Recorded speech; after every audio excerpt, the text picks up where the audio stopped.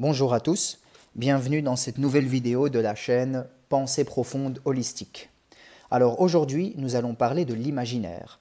Alors ici, les travaux que je vais vous exposer sont principalement les travaux d'un philosophe français qui s'appelait Gilbert Durand, mais il y a également d'autres penseurs, philosophes, épistémologues qui ont travaillé sur la question de l'imaginaire, notamment le psychanalyste Carl Gustav Jung, notamment Gaston Bachelard, un petit peu, et on a également un ancien philosophe français très peu connu qui s'appelait Henri Corbin, qui a beaucoup travaillé sur la question de l'imaginaire. Alors ici, pourquoi est-ce que l'imaginaire est important et pourquoi est-ce qu'il faudrait en parler selon nous aujourd'hui? Tout simplement parce que l'imaginaire, c'est ce qui va structurer la mentalité, le rapport au réel, la définition et la qualification du réel de toute une communauté, voire de toute une civilisation, et ça va structurer sa vision du monde sur plusieurs siècles, parfois même plusieurs millénaires. Par exemple, quand on prend la société continue la plus ancienne du monde, c'est la société chinoise, la civilisation chinoise, pardon, qui existe depuis 4000 ou 5000 ans sans interruption. C'est la plus vieille civilisation non interrompue du monde. On remarque que la vision du monde n'a pas vraiment changé. Et à partir de là, on comprend que cet imaginaire influence non seulement les décisions politiques, mais également les décisions sociales, sociétales, etc., etc. Et ça va structurer vraiment toute une communauté, voire toute une civilisation autour d'un paradigme, autour d'une vision du monde, d'une définition et d'une interprétation du monde. Alors ici, selon Gilbert Durand, sur lequel je vais beaucoup m'appuyer aujourd'hui, il y a trois régimes différents de la mystique, trois régimes différents de la représentation du monde, trois régimes différents de l'imaginaire pour être plus précis.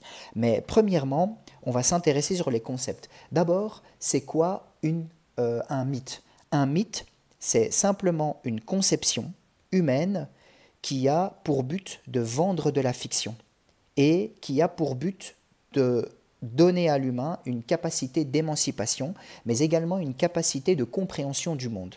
C'est ce qu'on appelle un mythe et c'est ce qui va en fait créer de la fiction. Pour vraiment faire simple, je prends beaucoup de raccourcis, je vulgarise, je simplifie beaucoup. Et selon Gilbert Durand, il y a trois grands mythes. Le premier, c'est ce qu'on appelle le régime diurne. Le deuxième, c'est le régime nocturne dramatique et le troisième, c'est le régime nocturne synthétique, ou on l'appelle parfois mystique. Il faut savoir que ces trois régimes, selon Gilbert Durand, n'ont qu'une seule vocation, c'est répondre à la question de la mort. Parce que selon Gilbert Durand, la question de la mort ne peut pas être rationalisée, et même si elle est rationalisée, ça reste une espèce de porte-à-faux, une espèce d'incompréhension, une espèce de néant qui est difficile de comprendre. À partir de là, le régime diurne, qu'est-ce que c'est? Le régime diurne, c'est simplement un rapport au monde qui est basé sur le fait de vaincre la mort par une épopée héroïque. Et on le voit à travers différentes mythologies qui sont plutôt en général occidentales modernes, l'Occident élargi, avec notamment le mythe de Prométhée, les différents récits héroïques comme Achille, etc., qui ont pour vocation de combattre la mort et de vaincre la mort. À travers cela, ça va créer tout un imaginaire qui est un imaginaire du dépassement, un imaginaire du progressisme, un imaginaire également de l'eugénisme et un imaginaire du dépassement de la mort. Ensuite, vous avez le régime qu'on appelle nocturne dramatique. Le régime nocturne dramatique, c'est l'inverse. C'est le fait d'avoir une frayeur et d'avoir une appréhension par rapport à la mort et ne pas chercher à la vaincre, mais au contraire, on s'y soumet. Et on le voit notamment dans les religions sémitiques, notamment l'islam, etc. On le voit également dans les différentes eschatologies des différentes religions, le judaïsme, le christianisme, l'islam, et en général, elles font référence aux grandes tragédies antiques, notamment le mythe d'Oedipe, la descente aux enfers, le jugement dernier et l'Apocalypse. Et on remarque qu'aujourd'hui, cet imaginaire qui est nocturne dramatique va structurer l'imaginaire des gens et les pousser vers une acceptation de la mort sans pour autant la vaincre. Ça veut dire qu'on sait qu'il y a une fin, on sait qu'il y a une mort et on sait qu'il y a quelque chose après la mort. L'objectif n'est pas d'essayer de la vaincre comme dans la mythologie comme le régime diurne, mais il est plutôt question de l'accepter et de s'y soumettre.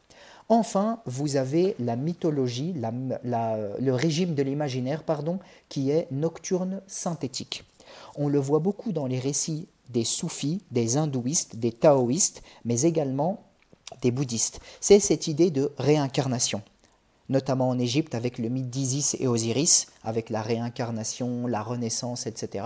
Et c'est une mythologie, c'est une mystique qui a pour objectif non pas de combattre la mort, non pas d'accepter la mort mais d'y s'y soumettre, mais d'essayer de se fondre avec la mort dans une logique cyclique, c'est-à-dire on va mourir, puis on va réapparaître sous une autre forme, avec une autre spiritualité, et c'est l'idée de la réincarnation, de la cyclique, etc., etc. Et à partir de là, on voit que ces structurations, ces différents régimes diurnes, nocturnes, vont non seulement influencer, comme je le disais au début, le rapport au monde, mais vont également apporter aujourd'hui différentes clés de lecture qui permettent de comprendre quelle est la vision moderne de la société. On le voit à travers le progressisme absolu, la volonté de rupture, le fait d'aller toujours plus loin, l'eugénisme pour le monde occidental, et on le voit aussi à travers la vision du monde des orientaux, des traditionalistes, pour simplifier, pour généraliser, qui ne vont pas être dans un dépassement de la mort, mais au contraire dans une soumission par rapport à la mort. Et on voit encore une troisième partie qui est plutôt cyclique, l'idée de réincarnation, etc., etc. Merci pour votre attention, on se revoit pour une prochaine vidéo.